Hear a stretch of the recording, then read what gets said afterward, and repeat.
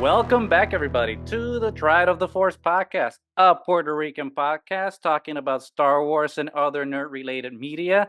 Today, we're finally back to regularly scheduled season episodes, taking a break from talking from the Acolyte. I know everyone's bored with that, so now we're going to do something a little different. Still Star Wars related, though. So welcome to season 5, episode 8. And today, we are very, very happy and very, very excited to welcome a brand new guest to the show to talk about Star Wars and Star Wars adjacent things. The producer, unwilling producer, however you want to call him. We'll talk about it based on the questions we have going on, / co-host, Patrick Cotnoir. Welcome Hello. to the podcast. How's it going, Thank you man? so much. It's good. It's good. Thank you for having me. It's really, really Uh, exciting to have you. So thank you so much for joining us. that's great. I love talking to people about Star Wars and Star Wars adjacent things. So this is a perfect opportunity. Look, I'm not tired of talking about the Acolyte. I want to be clear. I'll talk about the Acolyte with anyone who wants to talk about the Acolyte. So keep that in mind. Well, let's I mean, not to make a huge tangent on it, but since you opened the door, Yeah. and especially with how spicy fandom is and how Yeah. spicy discourse Yeah. is, it's always Yeah. it's pertinent to ask, right? Sure. What's your opinion on Acolyte so far? Because if depending on your echo chamber on Yeah. Twitter or X or Threads or whichever social media you're on, Yeah. you'll get very different responses. And I think there's Yeah. measured responses that are just like, I like it, but it's not doing it for me, or I don't Sure. like it, but it's not, or like I super like it Yeah. and I don't see the Yeah. flaws, or I hate it. Yeah. Where do you Yeah. stand? What's your stance on Acolyte so far? Here's my message to all those little boys out there. Hey, nerds, shut up. That's my message. I'm having fun. I'm enjoying it. I think it's weird. I think it's different. I like it. I think the last two episodes were rad. And I would like more of it. I would like more different things like it. And I hope that the powers that be are not scared away by the vocal minority of people online who are being real cranky about some stuff that ultimately, in the grand scheme of things, does not matter. It's That's my interesting. take on the Acolyte. I mean, and obviously for anyone who's listening to this podcast and has listened to all our coverage of the episodes thus Yeah, far, but I, agree with yeah, everything you've been saying. It's very interesting because a lot of the discourse has been about the lore and how it breaks canon yeah, when the show is just embracing lore and yeah, embracing canon. And yeah, it's just sad to kind of see how certain elements of fandom just latch on to the nitpicky parts just to tear it apart and yes. just And hate it. ultimately be wrong about stuff. Like, Right. you can say it's breaking canon all you want, but I haven't seen anything, and I'm a as you can tell by the things we're gonna be talking about today, I'm in pretty deep on this stuff, you know? Like, I know a lot of stuff about Star Wars, as do you, as do a lot of people. I haven't seen anything that's broken canon so far, and if it does, it's stuff that ultimately does not matter. Hmm. It's crazy how people conveniently forget when things they don't like um, Hmm. get said, and they conveniently forget that legends aren't canon anymore.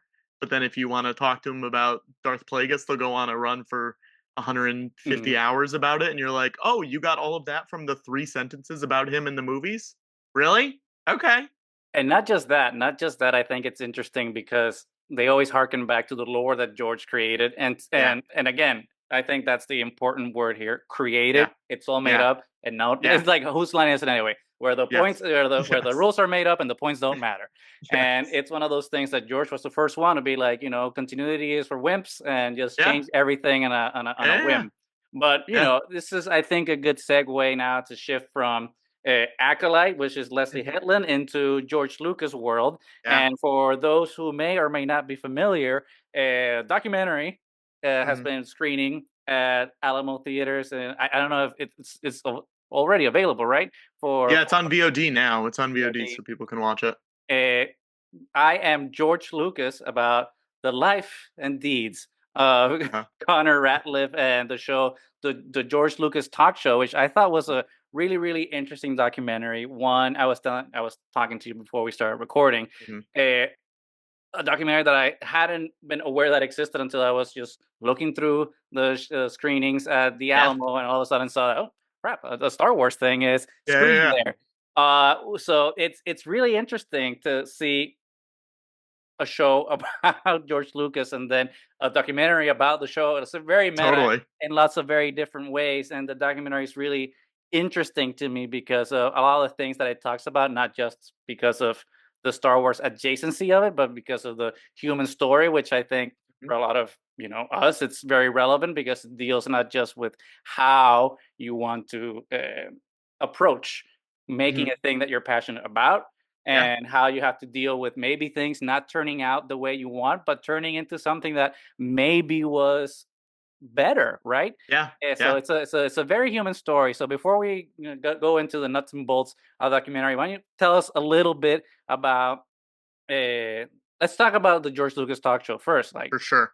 for people that are listening and watching Yeah, that may not be aware, why don't you describe what the George yeah. Lucas talk show is? Totally. So the George Lucas Talk Show is a show that started as a live stage show in New York City about 10 years ago. And it's hosted by a comedian named Connor Ratliff, who you might know from Marvelous Mrs. Maisel or Search Party or the Mean Girls musical movie or his Mhm, podcast Dead Eyes. And he plays George Lucas. He hosts a talk show as George Lucas, as if, George Lucas retired from filmmaking and he was bored in his retirement and said, "What do I want to do? I want to host a talk show." The sidekick is Watto, the Toydarian, played by Griffin Newman, who you might know from The Tick or the Blank Check podcast. And I'm their producer on stage, punching bag, whatever you want to call it. And we interview real guests as themselves. So we've had like a lot of insane people. There's a bunch of Star Wars people. We've had Ahmed Best and Julian Glover and Don Bees and like all these people who actually worked on Star Wars stuff. But then we've also had Seth Meyers and Whoopi mhm. Goldberg and Weird Al and a lot of people who like are too famous to be doing a dumb show about George Lucas hosting a talk show. So it's this weird mix of like Connor and Griffin and I talking to people both about Star Wars, but also just like treating it as if they are on James Corden or on Jimmy Fallon or on whatever. And it's a really fun, really silly show. Most of it, all of it since 2020 is on YouTube. So if Mhm. you're interested in checking it out in any way, you can go to that YouTube page and I recommend just like finding a guest that you like and diving in. But it's about Star Wars, but it's also become about a lot more than that. And it's truly just insane friends having fun with each other while talking to famous people, you know? And what was the genesis for the show to begin? Because it's niche, right? Because a Yeah. lot of us Yeah. have Yeah. a lot of us have like I don't know, we have this podcast, other people Yeah. have like their YouTube channels where they talk about lore. So this is Totally. it's like I said, like the introduction for this podcast. Yeah. Other nerd related media and adjacency to Star Wars and the George Lucas talk show, I feel kind of falls into that category of Yeah. Star Wars adjacency because even Yes. though it's George Lucas, it's still talking about many Still other very things, but different. it's still mixed with that. So, what was the genesis for the concept besides George Lucas having a talk show as a retired filmmaker?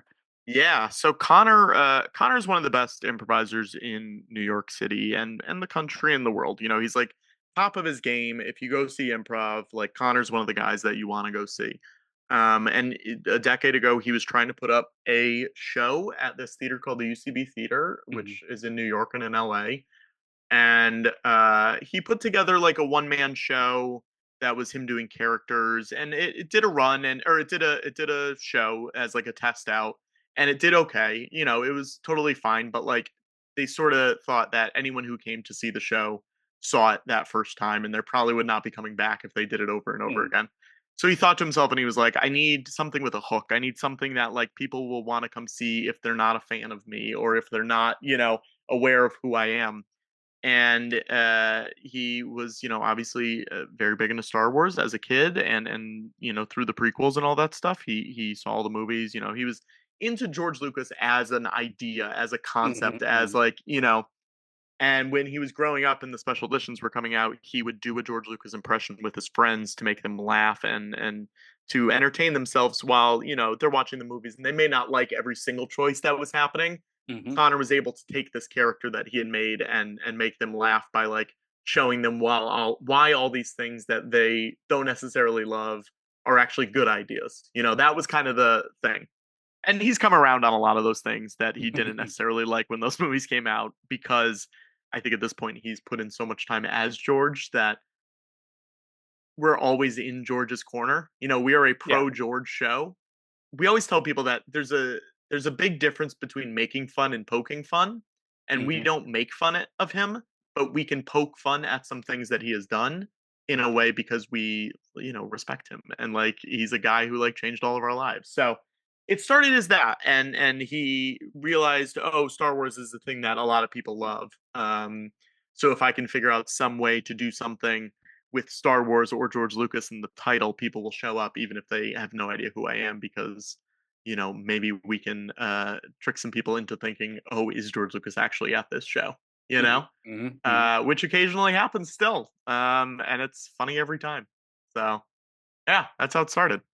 I mean, and it's taken on a life of its own, so much so, right, that now we have this documentary. It's very interesting that we can't talk about the documentary without talking about the show, because they're, Yeah, in this so Ouroboros. intertwined. They're Yes. in Ouroboros there. And I think one of the interesting things about not just how the show is framed, but also how the documentary frames the show and Connor, is Hmm. how the show kind of presents itself in a way that's not necessarily for Star Wars fans.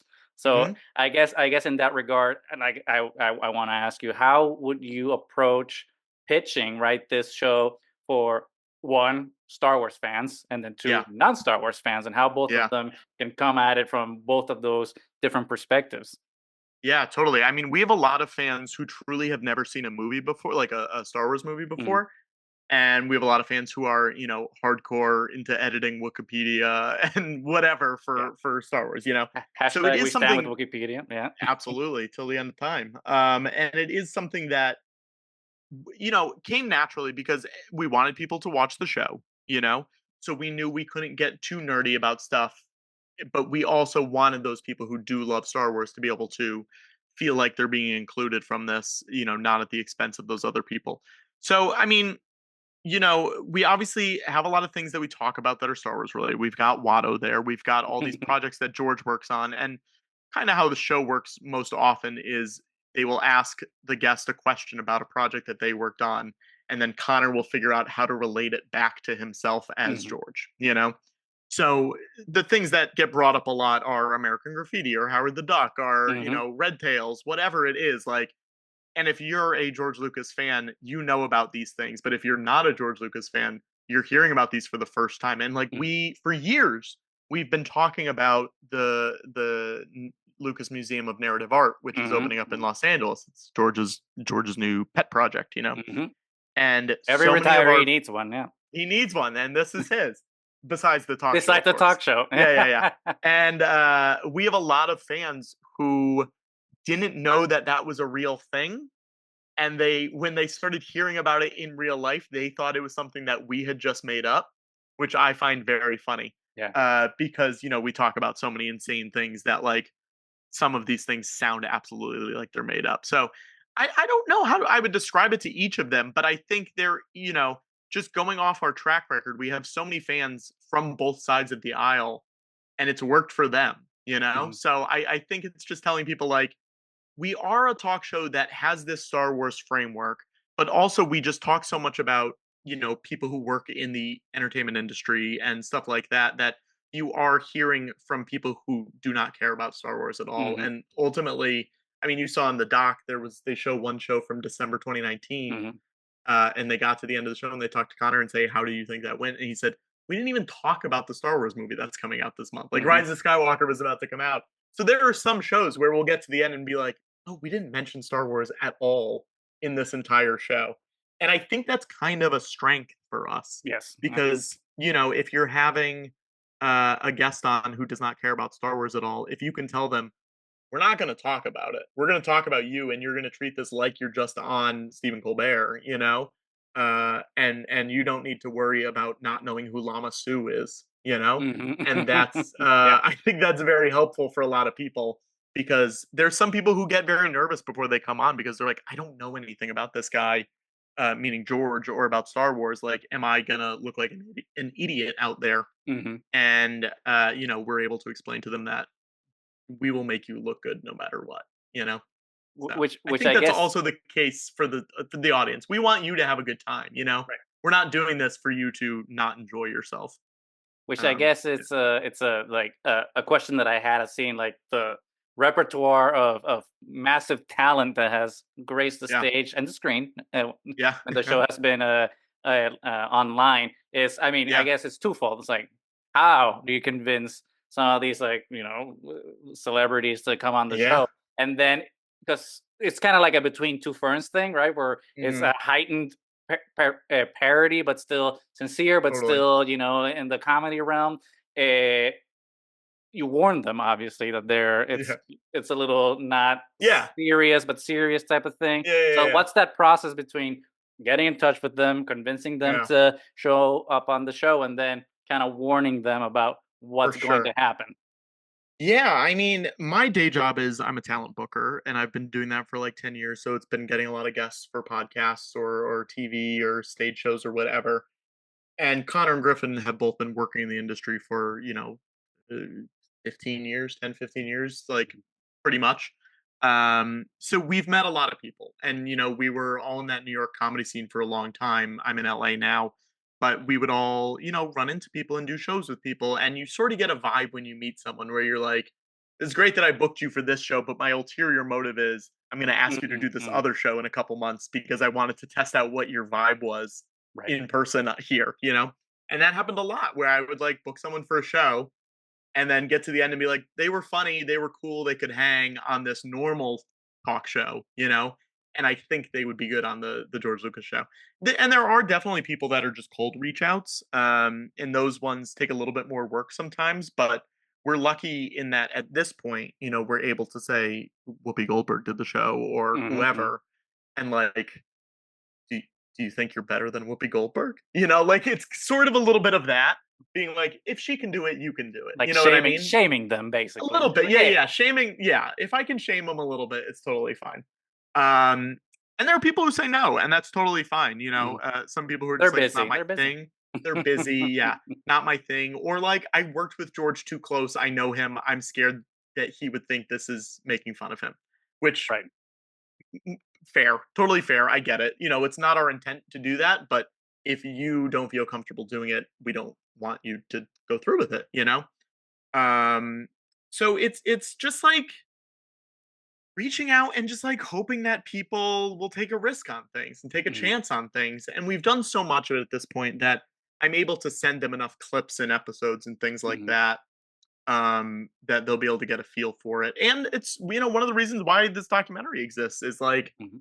so we can show them this and be like, here's sort of the whole thing encapsulated in 90 minutes. Like you'll get the whole vibe and like you'll see that we're not jerks foaming at the mouth about how Right. long Kiadimundi's supposed to be alive. Um, Unlike some people, Unlike unfortunately. some people, I'm not going to name names, but I have some theories. And I do think that people are generally cool and people are generally wanting to do fun things.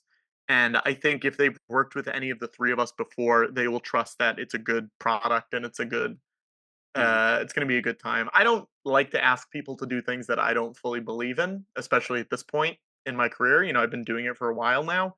And if I'm asking you to do something I think is stupid, I would feel bad about it. So just wanting to uphold all of our own integrity and our own, oh God, what's the word? But reputations is mhm, important to us. So I think people at this point if you're in the comedy world, it's been very surprising to hear when certain people who are pretty famous be like, "Oh yeah, I know exactly what that is," and it's like, "Oh, okay, yeah, great, that's awesome."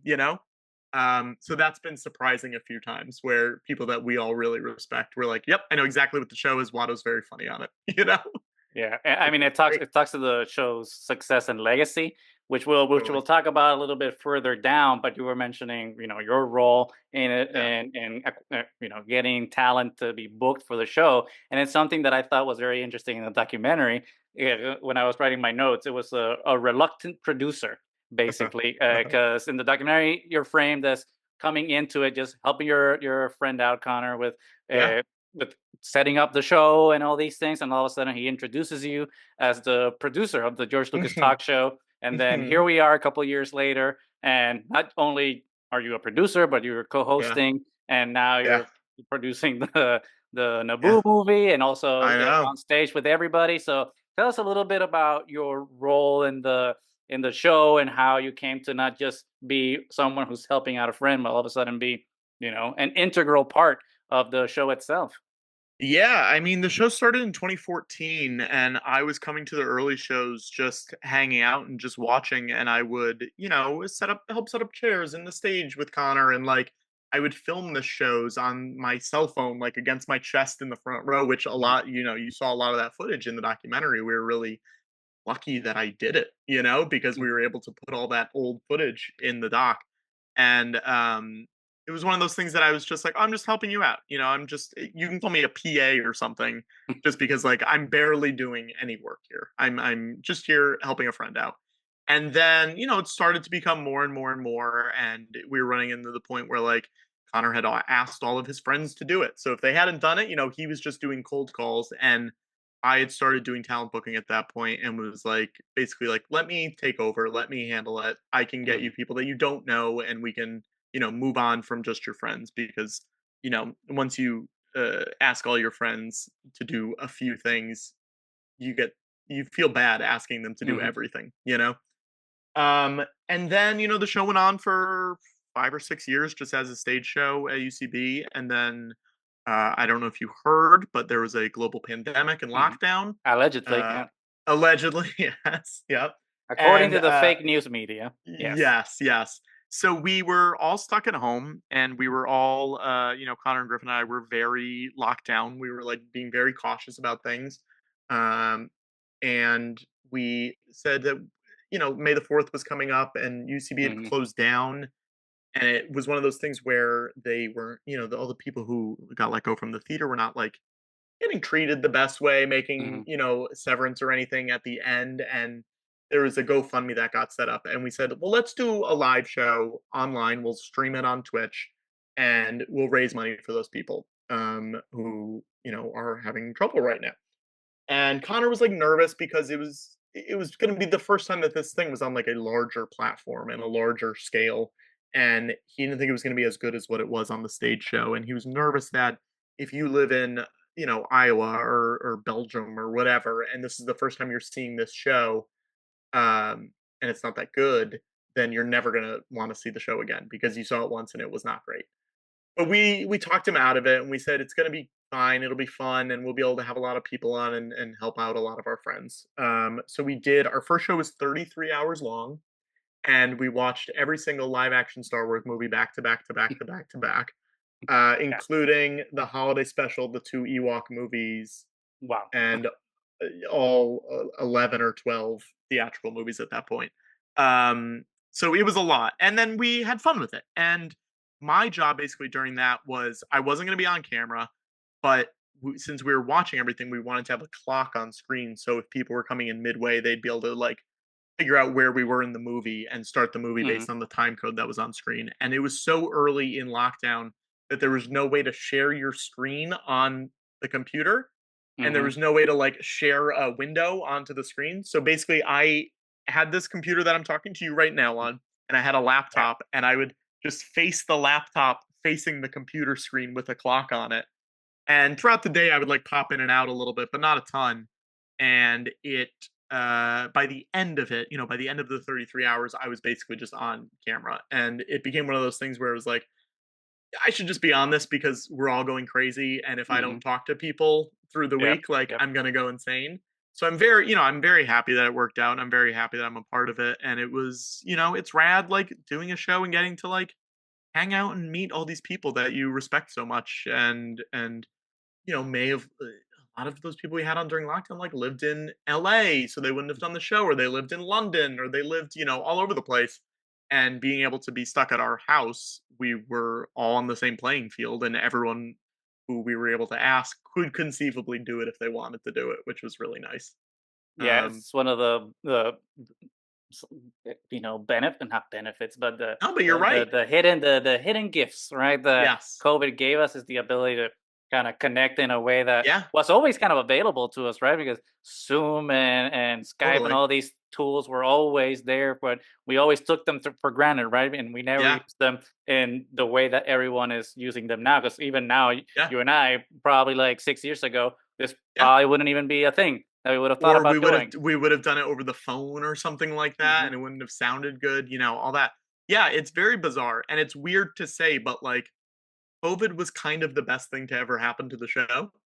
Like, that lockdown was, like, kind of the best thing for us, and, obviously, the situation was bad, but, like, we were able to connect to so many people across the world, and, it's wild because, like, we'll do shows across the country or in other countries. We did London shows too, and so many people will come up and be like, "Your show, like, really got me through lockdown, and, like, I don't know what I would have done without it," and that's, like, very bizarre to internalize and, like, really hard to, like, accept that, like, oh, that weird thing where I just talked to my friends on a computer for 24 hours in a row, Hmm. like, Hmm. someone else cared about that. It's like a weird thing to be able to accept and acknowledge, you know? And it's one of those things that I kind of latched onto while watching the documentary was because like we're going through like our quarter life, midlife, whatever you want to Yeah, call us, yeah, in yeah, our mid 30s. It's like we're yeah, going through that thing about legacy and whatnot, and a lot of the documentary centers goes around the concept of failure, and yeah, Connor kind of reckoning with what that means for him and what it means for the show. And it, sure. it it was interesting because then it obviously reminds me of the Last Jedi, and when Luke is talking about the failure of the Jedi, Mhm, and then Yoda shows up and he's just like, yeah, pass on what you have learned, not just mhm, mastery, but folly, but failure. Those are important yeah, lessons as well. And it's something that was kind of inspiring in that sense because also reminds me, right, of Indiana Jones and Dial of Destiny. Indiana sure. Jones is kind of, he sees everyone going to the moon and he thinks that his time's over, but Yeah, he's living through history and his legacy is there in the present. And I feel yeah, like that's the victory, right, of the documentary. It's just like, yeah, you thought you failed at some of these mhm, things that, like, Band of Brothers, right, that you sure. wanted to do, but you've succeeded in this way that you kind of weren't seeing that was right in front of you. And I Yeah, guess that's my question in regards to that. It's just like, what does failure mean for the George Lucas talk show right now? that's a great question because I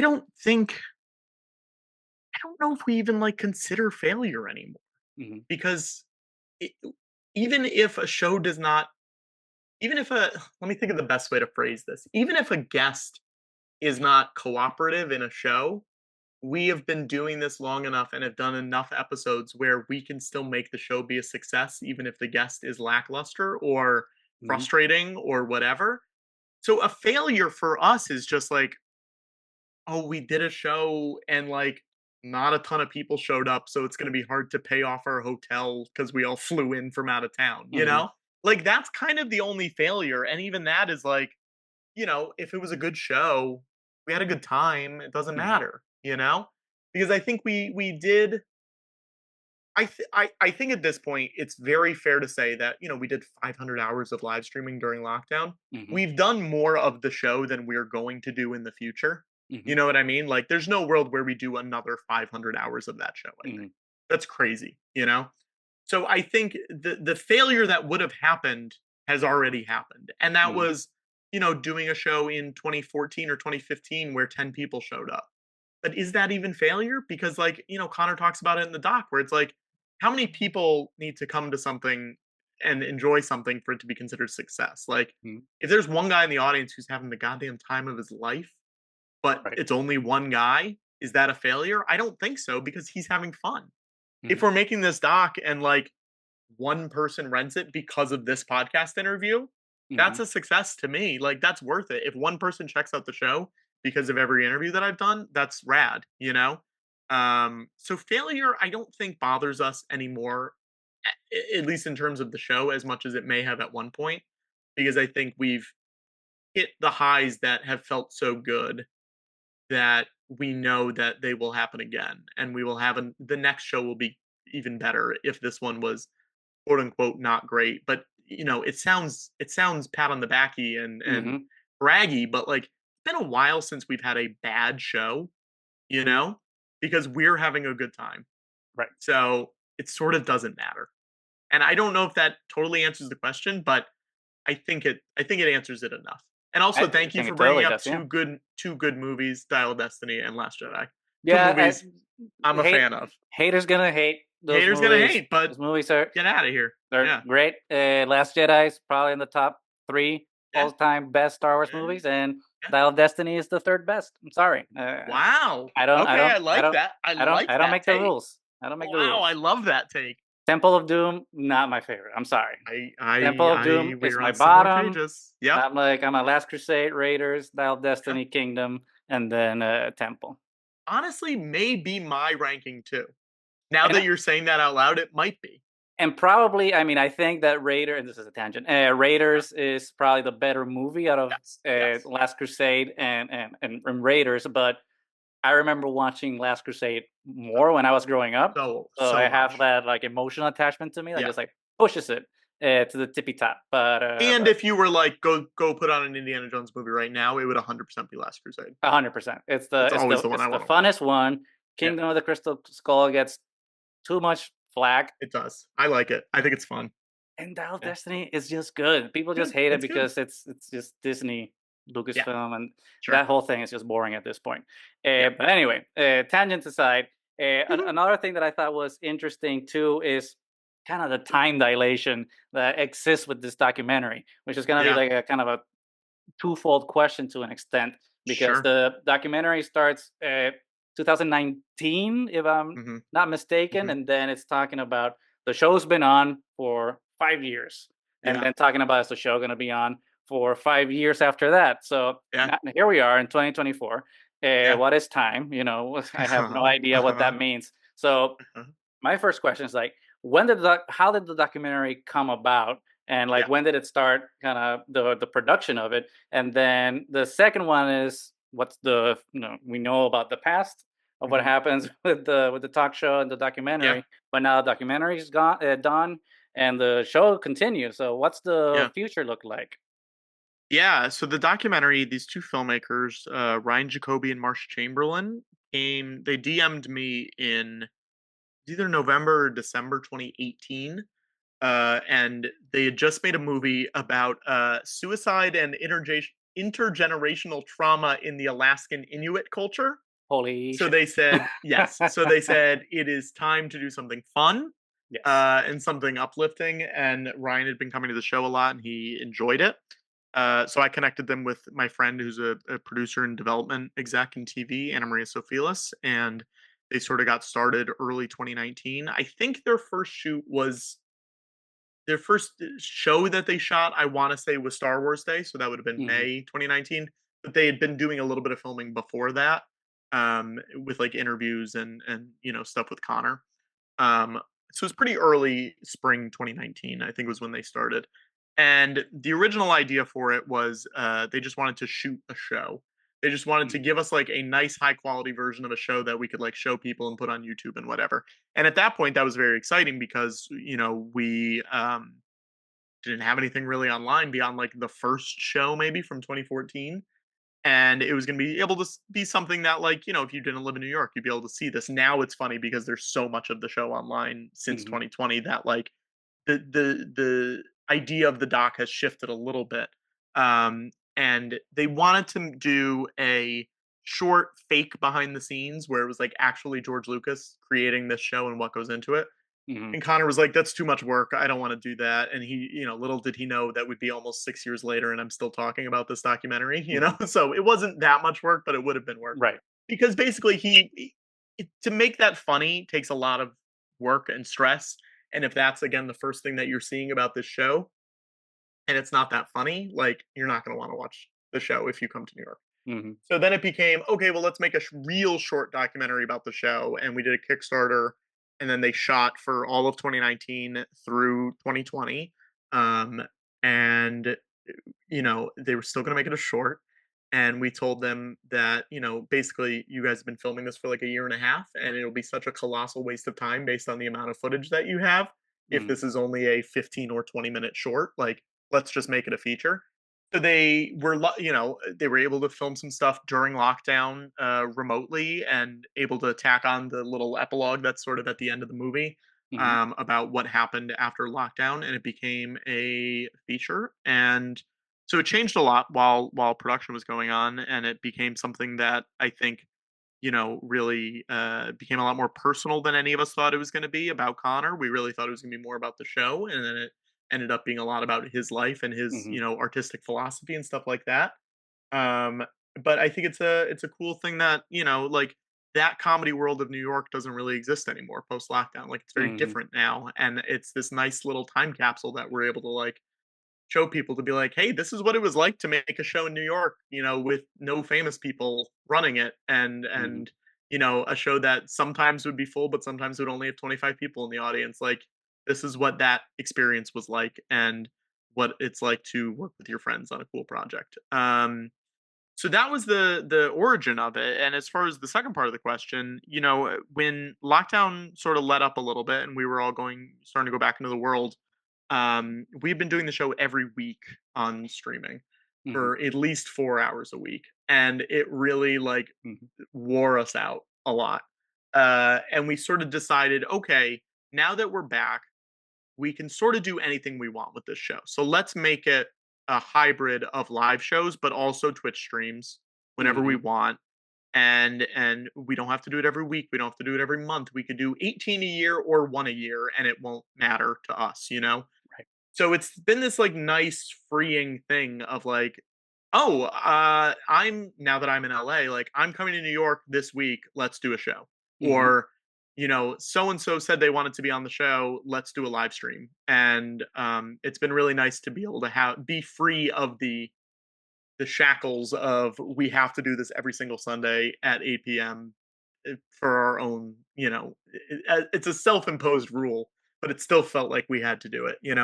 So in So a the future way, is, yeah, another silver lining of COVID. It's kind of freed yeah, up totally, freed up the format of the show to become yeah, whatever you want it to be, so it could still be fresh and innovative and not for stagnant, sure. right?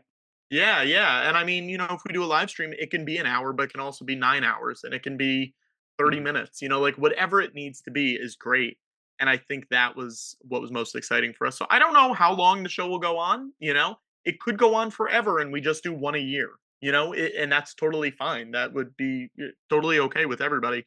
But also, it's nice to be able to do six a year or seven a year and like switch it up with formats. So the future is unwritten. The future is not set in stone, and I think as long as we are still having fun doing it, that we're going to keep doing it. That's very Natasha Bedingfield there. The rest is Yes, still yes, yes, unwritten, yes, which yes, is yes. very, very poignant, very poignant.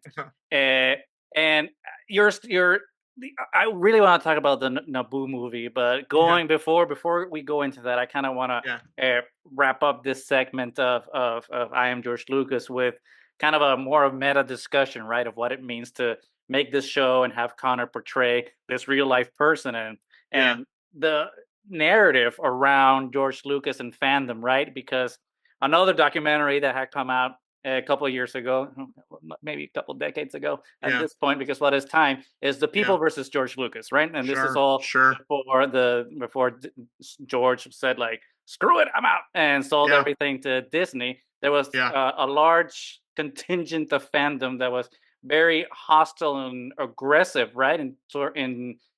To George because of what yeah. he did with the prequels, which ironically enough is the same fandom now that clamors for his return. But I know.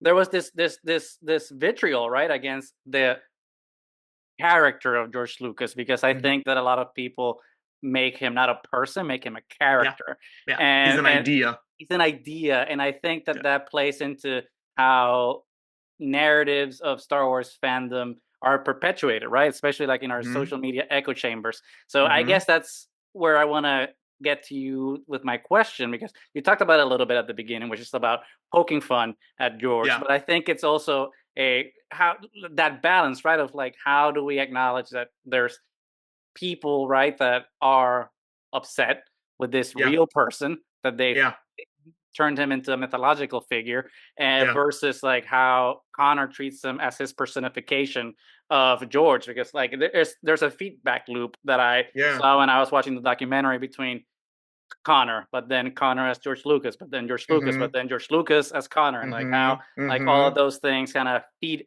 onto itself. So hopefully like that question makes sense, right? Yeah, yeah, yeah. How do we maintain the narrative between the toxicity against George Yeah. Lucas, but then kind of celebrating him in Yeah. a jovial way? Yeah, I mean, the nice thing about our show is that it is not big enough where we have been intercepted by that fandom. They have Excellent. not Yeah. found us, they have not discovered us, and if they have, they don't wanna sit through a 6-hour video to find Hmm. out what they're mad about. You know what I mean? Good. Which is great. Obviously would love more people to watch the show, but it's also like, at a nice level right now Hmm. where basically everyone who watches it is very nice. Everyone is happy to be there and is very nice, and if they don't love everything that's going on in Star Wars, they at least are not jerks about it, you know? Hmm. Connor is playing this guy and he's a real guy and we know that he's a real guy, but it is this thing where like it's very nice that there is a real live person here because he doesn't come out and say stuff in public that often. But Hmm. when he does, Connor's able to work that into the character, which is a very like interesting thing. He a couple months ago they were doing the voting on the Disney board Hmm. and that guy was trying to take Yep. over the Disney Yep. board, Nelson Pites or Ugh. whatever his name was, and that Connor was able to like bring all of those quotes that he said in that statement, and now they're like a kind of a big part of this character of like, Mhm. screw you, I'm the number one shareholder, like you're trying to ruin this company, like all these things are now part of our George's persona, just as an Mhm. example. Um, and I've seen that documentary. I think there was a book too that was Mhm. like Star Wars on Trial or something like that that I bought just because it was a Star Wars book, and then I read it and I was like, I hate this so much. Mhm. And Yeah. that stuff is so boring to us and so um lame and just like go get a life, go make some friends, that kind of stuff. So we Create don't something, want yeah. create something, make something of your own. Like go out there. Oh, I'm sorry you can't draw. Guess what? Try to write. Try to do Mhm. anything. Like instead of just going and dumping on other people's stuff. And it's frustrating. And I think it's something that we will acknowledge on the show. We call them the dumb Star Wars boys. That is the thing that we call them on the show. Mhm. I like calling them out by name because I'm more engaged in that world than the other Mhm. two are. So I'm like, I know who the dummies are. It's this guy and this guy and this Yep, guy. yep. Like I'll say their names, whatever. Um, but it's something where like I'm happy that we've built a place where and there's a handful of people, and I've talked to a lot of them while doing this tour where it's like this press tour, and it's you're creating a positive Star Wars place, and you're creating a place for people to talk online about something that they love, and that's what we should be fighting for, saving the things we love. Yeah. Yeah, yeah, Not yeah. fighting what we hate, but saving what we love. Yeah, yeah, exactly. Shocking that those boys didn't listen to something that was said in that movie. But it's and I think we just want to create this cool, fun space for people online, to avoid all of that negativity and to avoid all those people who have no media literacy. And like we Mhm. want Yeah. smart people to be able to be watching our show and be like, yeah, I like what they're saying. I like what this fan, community is. Um, and that is exciting for me. I think it feels like we are past the point of people being like George sucks as a Mhm. Mhm. guy.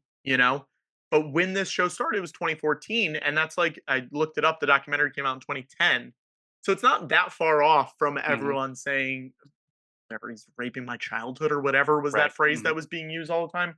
Which was that a South Park thing? I Yep, think. yeah, because it was for Okay, Kingdom of the great, Crystal Skull, because it was cool, Steven great, Spielberg and guys. George Lucas, yep. Thanks so much for helping out the culture, guys. That seems to have been gone and people are longing for the days of George. So when the show started, it was obviously more on everyone's mind that the fandom at large was not super psyched with this guy. And even at that point, Connor and Griffin and I were able to be like, yeah, but this guy like did so much for the entertainment community and Mhm. culture at large. And like, why are we doing this? Why are you all so mad at this guy who did so much for you? Just like grow up and like this doesn't have to be your whole personality. You can like other things and you can like Mhm. enjoy the things you like and just like don't watch the other stuff. It doesn't matter. So again, I just rambled a lot. I don't know if I answered it, but I think the nice thing about our show is that we have like built this cool community where people know they're not going to have to deal with the garbage that they see online in a lot of other places.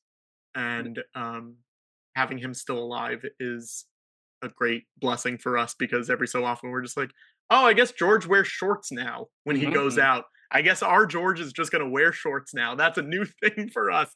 He was So wearing that's a the both. T-shirt yesterday because he was at I the Grand saw Prix or that. something. I was like, Yeah, "Oh, yeah, yeah. George, A very, T-shirt with a very car on fancy." it, Yeah, right? I Is was that like, what it was? Yeah. yeah, I was like, I also "Fancy." liked he was just at a museum or something, Mhm. and he was wearing jeans and then the plaid or like picnic table Yep, yep, yep. checkered shirt, but it was like fully untucked, and it's just such a funny such a funny fashion choice, and I love him for it. I just like that he's living his best life. He's like He happily is, married. He's doing whatever he yeah, wants. Doesn't yeah, doesn't care. yeah. I Shows up love when it. he wants to show up, and it's like great, man. It's good to Good for you, see man. you just like ejecting the toxicity. I mean, kudos to him, right? Because he could have been like, Yes, "This is my Star Wars, and I'm not letting it go, and I'm just yes, going to, because he could have done that, right? He could have been like totally. mine and like screw the naysayers, and I'm gonna keep making these Yeah, movies and accepting But he said like, "What's the point?" Like, I feel yes, like his maturity, even though like he yeah, was already an old man when he this yeah, you're already supposed to be mature at that age. It's a maturity that I think that a lot of fandom still needs to have as well. It's just like yeah, and it's one of the things that Yoda fucking taught yeah, everyone in the movies. It's like learn to let go. It's like if yes, George could let go of the thing that he made yeah, and be like, hey, it's not worth it. I'm not yeah. having fun anymore. Yeah, We can all also like learn from him and be like, hey, maybe I can let go and find I do. balance and just be Yeah, happy. I do wish he was a little more direct sometimes, Hmm. condemning this stuff online or Yeah. whatever. I think it would make things a lot easier for a lot of people. Yeah, But it's just show also up and it's be like, cortosis was yeah, led. yeah, it was there. It was Yeah. there. But just like, I don't know. It's ultimately up to him and it's his life. But I do think if he said something like that, it would shut up a lot of people and it would be nice. You Yeah, know? I agree. But I'm glad that he's out there enjoying his Yes. life and just being a Yes, fun as he retiree. should. As he Uh, should. but pivoting into something that's obviously very adjacent in terms of a thing that got a lot of backlash and vitriol, but Sure. now is having a renaissance, so to speak, of Mhm. love and joy, and that is Episode One, The Phantom Mhm. Menace, a movie that when it came out it was immediately hated by critics Yeah. and also hated by fandom. And now there's like a renaissance of like all the millennials that grew up with it. Like I was 11 when I saw Yeah. Phantom Menace in theaters for the first time, so I was it 7. it was one of my favorite films. Yeah. I had that VHS at my grandmother's house, and I would always every time I would visit her on Saturdays, I would just watch that movie every Yeah. Saturday. Clockwork, Yeah. watch Episode One. So a movie that I always loved, and when getting into my teenage years, you start to see all the vitriol online and Sure. you kind of, herd mentality. It's like, oh, wait, Yeah. if everyone's saying it sucks, and it must suck. So you kind Yes. of fall into that. But now that we're out of it, it's just like, no, that movie is great. And Yeah. now that we're in the 25th anniversary, which is insane to think about, the 25th anniversary of The Phantom Menace, not only are we celebrating it with like Lucasfilm re releasing it in theaters, but you have helped produce like this live script reading of episode one, which it's kind of serendipitous that we're talking about it today because one of the stars of the show, Christina Ariel, that we talked to last week to talk about Yeah. Acolyte, was there. Yeah. Also, friend of the channel, Chris Anthony Tan was there. Like Yeah. so many awesome people were on that show, and it was such a joy to watch a movie that a lot of us grew up with just Yeah. have this second life. So why don't you tell us a little bit about the Naboo movie? Yes, for sure. So we're friends with the guys from the Star Wars Minute podcast, Pete and Mhm. Alex. And they came to me a couple months ago, probably towards the beginning of the year or February or something like that. And they said they'd always wanted to do a live reading of Phantom Menace, or any Star Wars movie, but specifically Phantom Menace. This felt like the right time for it because it was the anniversary. So I reached out to. I'd done a bunch of shows at this place, Dynasty Typewriter in LA, which is a comedy theater, like a 200 seat comedy theater. and said, "Would this be something you guys be into doing?" And they were like, "Yep, we're fully booked up in May." And I said, "Oh, okay." And they said, "Wait, except for May 19th." And I said, "Well, that's perfect because that's the 25th anniversary of the Phantom Menace." It Mhm. worked out amazingly. So we put it all together. I was able to cast a lot of rad people in it. Haley Joel Osment was Anakin, Mhm. Tony Hale was Qui-Gon, Bobby Moynihan was a fully made up Darth Maul. Yeah. Just like a really original Saturday Night Live cast member, Lorraine Newman was Shmi. Just like a Mhm. lot of insane people did this thing. And some of them were Star Wars fans, some of them had never seen the movie. And that was something that was kind of important to me because I wanted people, there's people like Eric Bauza, who's the current voice of almost all the Looney Tunes. Mhm. Yeah, And doing he Jar Jar. played Jar Jar. Yeah, he did Jar Jar as if Daffy Duck was reading the script. And it was amazing. It was like really something where I was like, oh my God, this also works. Like you can play these characters multiple ways Mhm. with the same writing and it doesn't, it changes it significantly, but you're still getting the point across. So it was important for me for people who didn't care about Star Wars to do this and people who really loved it and were able to do like impressions of the characters if they wanted to. I told them, you can play this two ways. You can either do the direct one to one, this is how the guy did it in the movie, Mhm. or you can do it as however you would do this, reading this fresh. Let's see what your interpretation is. And I told them, let's not, a lot of people dunk on this movie unnecessarily, and it's Mhm. very old and it's very boring, and let's not do that. Let's treat this Mhm. as a celebration and let's treat this as us, um, you know, not redoing, but like reliving a movie that a lot of people out there love. I don't want this to feel like, this is someone's favorite movie and they watch it and they're like, well, that was mean. I Mhm. don't want Mhm. that. I want this to be fun. So we did it and it was so much fun. It's one of the things I'm the most proud of. And I we did a live stream that was really rad and had a ton of people from across the world watch it. And then I took all the camera angles and I re-edited it into a perfect version of it, so Mhm. you don't miss a moment of whoever's talking or whatever. And it's up on YouTube. And people, if you go to naboomovie.com, it'll redirect you to YouTube. And it's so fun. And I'm excited to do more. So A hint if for that is things if to that is come. something, yes, if that is something that you enjoyed, whether you live in the Los Angeles area or you can live stream stuff from home, which spoiler alert, all of you can. Uh, Keep an eye out because I would say in the next month and a half there will be something else happening that will be very fun, and I'm working on it now, and a lot of cool people have said yes. So I mean, that sounds incredible. And if it's yeah. anything like this one, it's gonna be like hopefully even more fun because everyone's already kind of like knows what to expect. But Yes, I'm gonna uh, message you something right now privately, and I just want you to oh, react. Okay? I now I got tingles and everything. Yeah, Because it was a lot of fun. I didn't know what to expect because I think of that's really good. it's That's really really funny. really good. It's It's gonna really be funny. hilarious. Yes. Uh, but you don't. I didn't know what to expect, right? Because you see like this cast, which was amazing, and then you like know this movie like in your bones. Yeah. You can quote Yeah. it, so it's just like so exactly. So everyone's just gonna play it straight, Yeah. and then you come in as exactly what you said. It's a hybrid of everyone Yeah. playing it straight but having fun, but then other people just like having complete fun with it. So I Uh, guess like the thing that I was wondering as like I was watching it was that you guys practice do like a pre-script read of it, or was it like no, that was just nothing. That was spontaneous? all that was all cold read. Like, I sent the script to everyone ahead of time. Whether they read it or not was totally up to them, you know? Hmm. And then they all showed up, like, 35 minutes before just for us to, like, go through the general, like, Hmm. you're gonna stand up, you're gonna sit down, you're gonna stand up, you're gonna sit, like that kind of stuff. And that was it. That was it. Everyone was just doing it cold. A lot of those people, Vic Michaelis, who played Obi-Wan, who is one of my favorite people in the reading. I think they did such a funny job with it. They were hilarious. Uh, Yeah. and Tony Hale had never met, Mhm. like it was.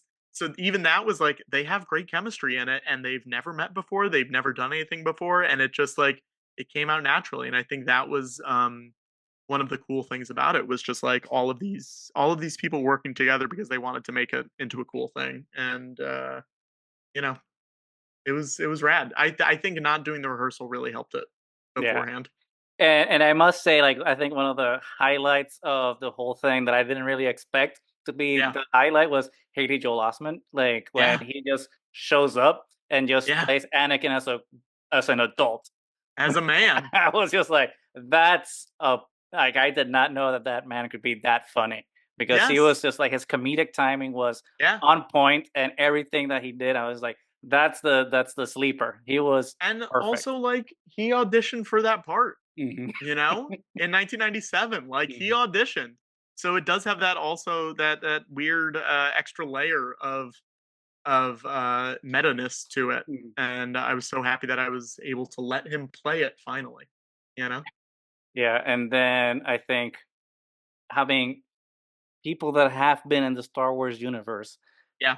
mispronounce so many things, I thought was such a Uh-huh. wonderful, wonderful thing. It was Yeah. cringe, but in the best ways, because I'm like, Sure. Well, it's it's like also I'm not gonna name names, but I was just yeah. like, hey, come on, you've said And look, more complicated but things. but here's the thing. It's a reminder that none of this matters and we're all Right. just having fun, you know? The best bit was Uh definitely Tony Hale mispronouncing Coruscant for the first yes. 30 minutes and then just looking at Yes. everyone to make sure that he's saying it right. Yes. Great It's bit. fun. It's and that's something that you couldn't have planned, you know? It's just like stuff that's fun when it happens in the moment and you're like, "Oh, this if this keeps happening, it's going to get a bigger laugh every time." You know? It reminded me a lot of the episode one documentary making of when Yeah, yeah, yeah. when Jake Lloyd's trying to Yeah. pronounce Coruscant and he's just saying it Yes. wrong the whole time. It's like there you go, like it's the Yeah. same. And Art imitates life now. George says we'll fix it in post and you're like, "All Yeah, right, I guess. Yeah, sure." no, it was It's so funny. hilarious. Yeah. Uh, Yeah. but yeah, I mean, it's been incredible, and it just talks about it's a testament, right, of Star Wars and the gift that it can give you if you're just open to having fun with it Yeah. and not taking Yeah. it too seriously. Because Yeah. we're I mean, if you look at our Of backgrounds, course. we're Yeah, yeah. we're fans. We're We're in all it. in. We're watching Yeah. everything, but there's also a levity, right, that needs to happen as well, where you can just take yourself out of it for a minute and Yeah. just understand that it's like you said, not Silly. real and it's Yeah. silly and it's space wizards with space dogs and Yeah. And it's it's all for 12-year-old boys. and it's for That's what it's exactly. for. And Yeah. it's a thing that I am very happy to see that, the George Lucas talk show and then like now with the Phantom Menace script reading that you've Mhm. done, it's a celebration of that. It's like, yeah, we love this, but it's also silly and we can have fun Yeah. with it. So thank Yeah. you. I mean, thank you so much for Of everything course. you've been Thank doing you. and That's so everything that you nice. Yeah. will continue to do. And we could be talking about this forever, but we have limited times, and there's only so much that we can talk about Yes. in an allotted episode. We'll come back and talk about the next thing that We'll happens. come back out and talk about the next There you thing, go. but Yeah. before we wrap up, exactly, I know that Yeah. the next thing is kind of hush hush for Yeah, yeah, now, yeah, yeah, but yeah. why don't you tell everybody anything that you have going on that they should be checking out and where Yeah. everyone can find you so that people can follow George Lucas Talk Show and everything you're doing. Yeah, totally. So you can watch the Naboo movie at naboomovie.com. You can watch the I'm George Lucas, a Connor Ratliff story documentary at imgeorgelucas.com, and that will we just signed a distribution deal, so it'll be up on more streaming platforms soon, more of the standard ones that people use to watch movies. So it will have all of the info there on wherever you can watch it. That is in a little bit, but coming up soon. But you can watch it now. I should say that, but there are just more options coming down the road. You can follow me on X. Hate calling it that. At Patrick Cotnoir. You can follow me on Mhm. Instagram at Cotnoir. PatrickCotnoir.com is my website. It's got pretty much info on all the stuff that I'm working on. But yeah, there's a lot of stuff coming up that is very exciting, and I hope people will tune in for. So if you keep an eye on the socials, and I'm sure I will plug the hell out of all of them, and you will be tired of hearing about them soon. Perfect. And as always, we will be leaving links down in the description below so that everyone can find everything because it's definitely a lot of fun to just, see fans being fans and Yeah, doing things out of the franchise that they love. So thanks again, Patrick, for joining us and hope to talk to you in the future. But yeah, thank you. with that, we have been Triad of the Force. Thank you so much, everybody, for joining us. If you liked everything that you've seen, make sure to follow us on Twitter or X, Threads, Instagram, and YouTube. If you're on YouTube, please share, like, and subscribe. Leave a comment, boost the algorithm. If you're gonna be toxic, boost our engagement. I'm not gonna respond. Uh, but with that, thank you so much.